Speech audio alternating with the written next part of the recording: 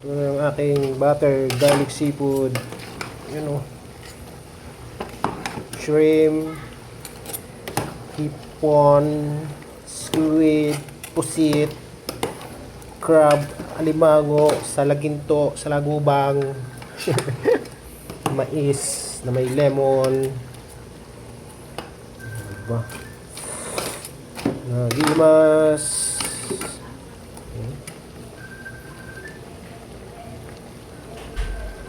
Ang laki oh. Fried chicken.